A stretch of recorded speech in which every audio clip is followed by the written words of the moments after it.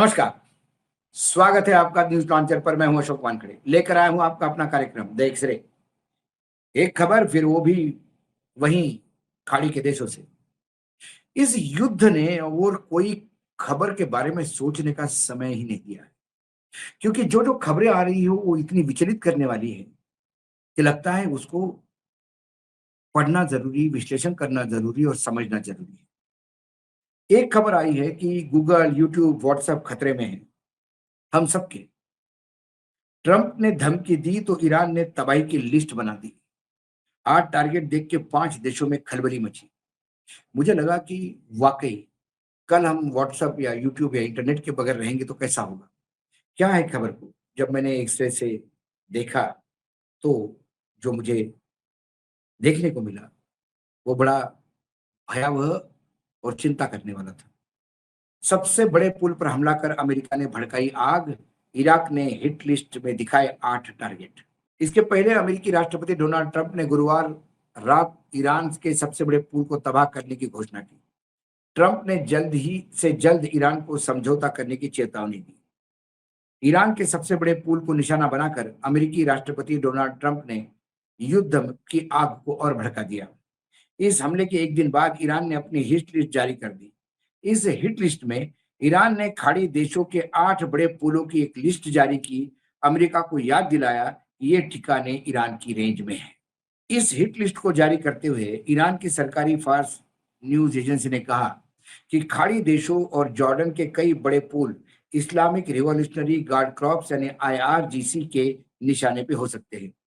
Iran ने अनादोलू की एक रिपोर्ट के अनुसार ईरान की इस लिस्ट में कुवैत का शेख जबेर अली अहमद अली सबाहा सी ब्रिज, संयुक्त अरब इमिरेत यूएई के शेख जायद ब्रिज, अल मक्ता ब्रिज, शेख खलीफा ब्रिज, सऊदी अरब को बहरीन से जोड़ने वाला किंग फहद कॉजवे शामिल है। इसके साथ ही जॉर्डन के किंग हुसैन ब्रिज, दमिया ब्रिज और अब्दुल ब्रिज ईरान के टारगेट हो सकते हैं। इसी बीच ईरान ने शुक्रवार को कुवैत की मीना अल अहमदी तेल रिफाइनरी पर ड्रोन दाग दिया, जिससे यहां आग लगने की रिपोर्ट सामने आई। सरकारी कंपनी कुवैत पेट्रोलियम कॉर्पोरेशन ने हमले की पुष्टि करते हुए एक बयान जारी किया और कहा, दमकल कर्मी आग पर काबू पाने में जुटे हुए हैं। कंपनी ने बताया, हमले में किसी की घायल होने की सूचना नहीं है। बात बता दी कि मीना अल अहमदी रिफाइनरी पर युद्ध के दौरान कई बार हमले हो चुके हैं। इसके पहले अमेरिकी राष्ट्रपति डोनाल्ड ट्रंप ने गुरुवार रात को ईरान के सबसे बड़े पुल को तबाह करने की घोषणा की है। ट्रंप ने तेहरान को चेतावनी दी कि इससे पहले कि बहुत देर हो जाए ईरान समझौता कर ले। ट्रंप ने हमले का एक वीडियो पोस्ट किया। हालांकि ट्रंप ने कोई और जानकारी नहीं दी, लेकिन ईरानी अधिकारियों ने बताया कि हमले में कम से कम 2 लोग मारे गए और अन्य घायल हुए। तेहरान से लगभग 40 किलोमीटर पश्चिम में स्थित कराज शहर स्थित पुल, यानी B1 पुल कहते हैं उसको, को तेहरान कराज पुल के नाम से भी जाना जाता है। ईरानी मीडिया और अधिकारियों ने इसे पश्चिम एशिया का सबसे ऊंचा पुल करार दिया है। यह पुल तेहरान और करज के बीच यात्रा के समय को 1 घंटे से घटाकर 10 मिनट करने के लिए एक महत्वपूर्ण परिवहन लिंक के रूप में बनाया गया था। पुल एक ऐतिहासिक अवसंरचना परियोजना में थी जो हमले के समय लगभग पूरी होने वाली थी और पुल का निर्माण कार्य जारी था। अब जब आपने ईरान के सबसे बड़े पुल को तोड़ दिया, तो फिर ईरान ने भी 8 पुलों की लिस्ट जारी की। प्रश्न ये है कि जब ईरान 8 पुलों की लिस्ट जारी करता है, तो ईरान ने आज तक कम से कम जो लिस्ट जारी की, उसके बाद ईरान ने उस पे एक्शन लिया है। चाहे कतार का गैस इंस्टॉलेशन हो, चाहे अमेज़न का ऑफिस है, जब-जब ईरान ने जो लिस्ट जारी की, उसको अमल लाया। वर्तमान में ईरान और इज़राइल और अमेरिका युद्ध में अब एयर डिफेंस नाम की कोई चीज़ रही ही नहीं, क्योंकि मिसाइल और ड्रोन की बौछार ऐसी होती है कि कोई भी इंटरसेप्टर उसको रोकने में कामयाब नहीं होता। दूसरी ओर ईरान ने धमकी दी है कि वो अमेरिका की 18 टेक कंपनियों को निशाना बनाएगा। बहरीन में अमेज़न के डेटा सेंटर पर ईरान ने हमला कर चुका है।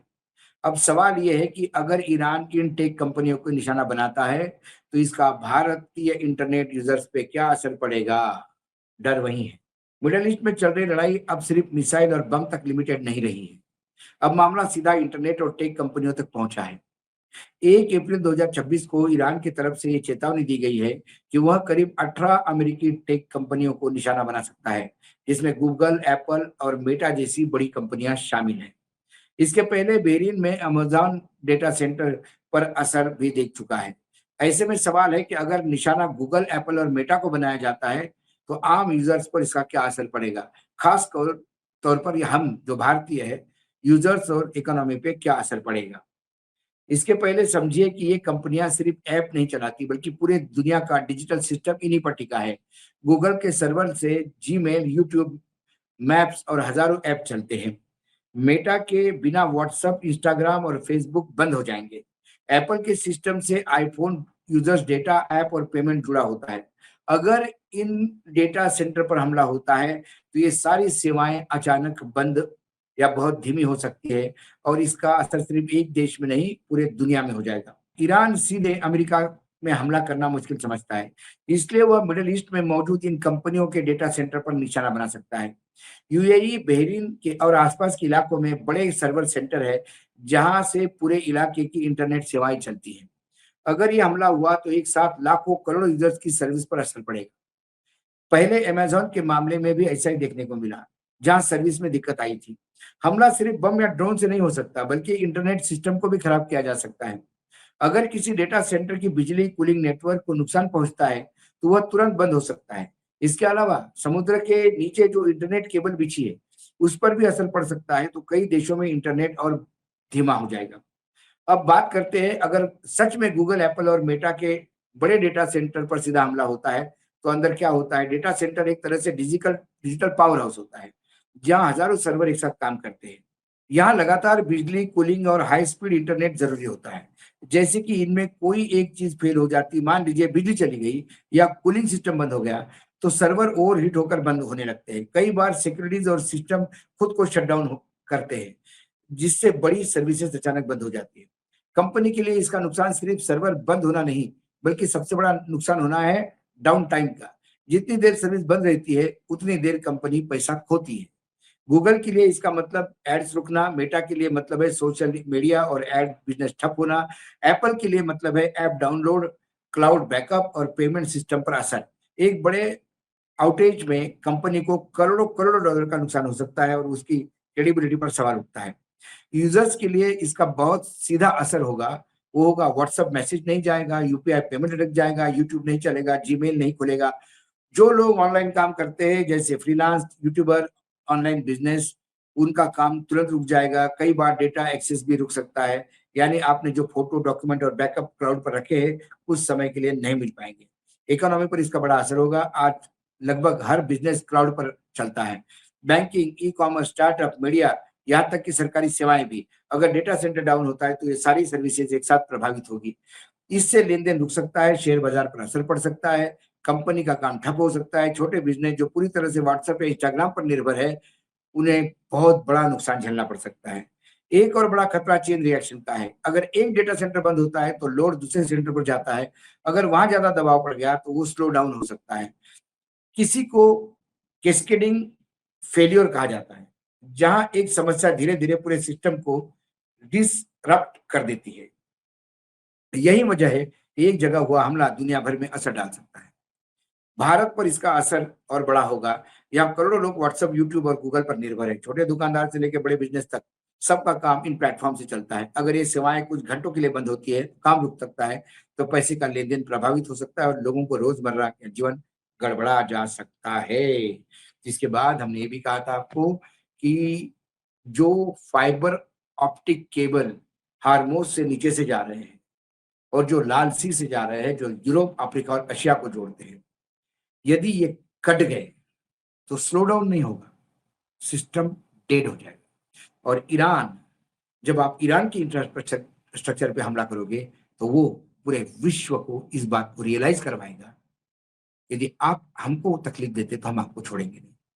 जब मैं एक्सेल से देखता हूं, तो मुझे ये ट्रम्प साहब का पागलपन पूरे विश्व को भयानक एक ऐसे क्राइसिस में ढकल रहा है जिसका कोई इलाज नहीं।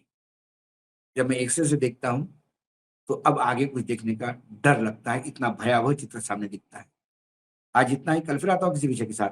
तब तक के लिए नमस्कार, देखते रहिएगा न्यूज लॉन्चर।